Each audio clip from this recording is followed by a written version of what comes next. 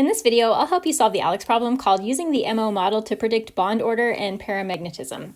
To solve this problem, you are going to want to have a periodic table handy. For each one of these molecules, we're going to need to construct an MO diagram in order to answer the three questions. So we're just going to start by building a blank MO diagram that we can use for the B2 plus molecule. So for the MO diagram, we're going to start working at the bottom. The bottom orbital is going to be a sigma 1s orbital. That's a bonding orbital. And then above that, we're going to have our anti-bonding sigma star 1s. Above that, we're going to have our bonding 2s orbital. And then above that, our anti-bonding sigma star 2s orbital. Now, what comes next depends on the location of the atoms in the molecule that we're working with. We're working with B2. The cutoff point in terms of like what we decide to do next, the cutoff point is in between 5A and 6A. B2 is on the left-hand side of that, and for those molecules, anything that is on the left-hand side of this line that I drew, the next orbitals are going to be pi bonding orbitals.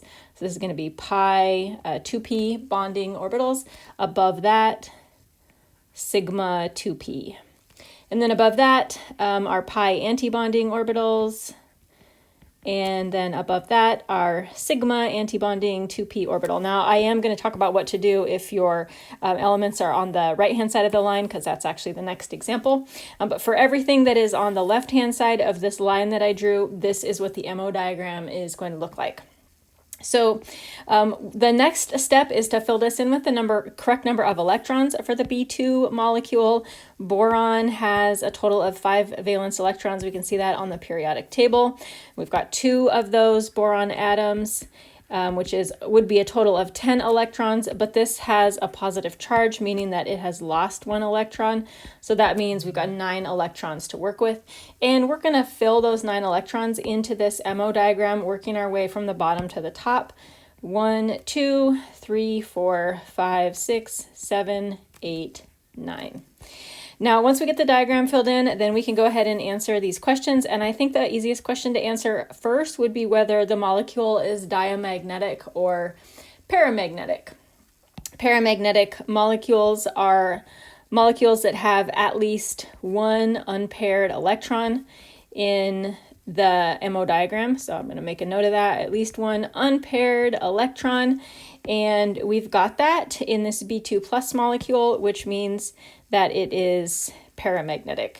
A diamagnetic molecule is one that has all of its electrons paired up.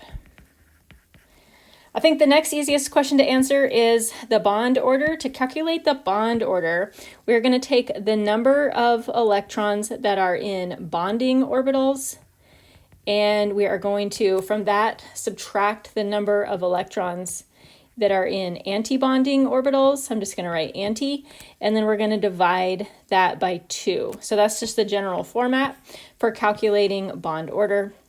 The number of electrons that we have in bonding orbitals, remember the bonding orbitals are the ones that don't have the stars on them. So those are our bonding orbitals. We have 2, 4, 5 electrons in bonding orbitals. We have, in our anti-bonding, we have 4 electrons. We're going to divide that by 2. That's a bond order of 1/2. And ALEKS does want you to enter these as fractions if they are fractions. So that's a bond order of 1/2. Now, the last question that we're going to answer is whether or not this molecule is stable. Any molecule that has a bond order greater than 0 is stable. So a bond order that is anything greater than 0 is stable. Let's go ahead and the next example that I want to do is this Li2 plus molecule. Remember, for molecules that are on the right-hand side of this line in between 5A and 6A, molecules that are on the right-hand side, we have to change the structure of the MO diagram. So I'd like to do the lithium next because it's on the left-hand side of the line, which means it's going to use this same format. So I'm going to go ahead and erase the electrons out of this MO diagram so we can make it for lithium. And we're going to recount the number of electrons that we're working with. Lithium has 3 valence electrons based on the periodic table. We've got 2 lithium atoms. for a total of 6 electrons. This one is positively charged, meaning that we've lost 1 electron, so we've got a total of 5. We're going to fill the MO diagram in from the bottom, working our way up. So it's going to look like that, 1, 2, 3, 4, 5. To calculate the bond order, we want to use this equation up here. Oh, wait, first I got to answer this question. This is another paramagnetic molecule because it has at least 1 unpaired electron, so it's paramagnetic. For the bond order, the number of bonding electrons is 1, 2, 3. Those are the electrons that are in orbitals that are not star orbitals, not antibonding orbitals. So 3 minus the number of antibonding electrons, 2. That is another bond order of 1/2.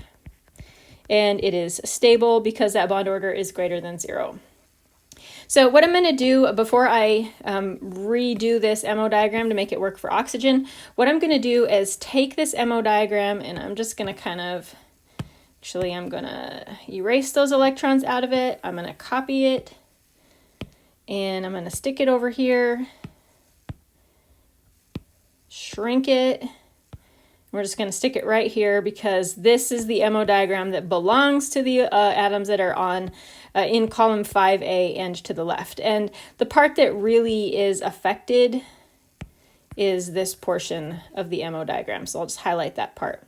Now for elements that are on in 6A and to the right, like our oxygen, the MO diagram is modified just a little bit, and all that happens is just swapping the places of the sigma 2p and pi 2p orbitals. That's it. That's the only thing that changes. So for elements that are in 6A, 7A, and 8A, this is the style of the MO diagram that you want to use. For our oxygen, it's our last thing that we're going to do, O2.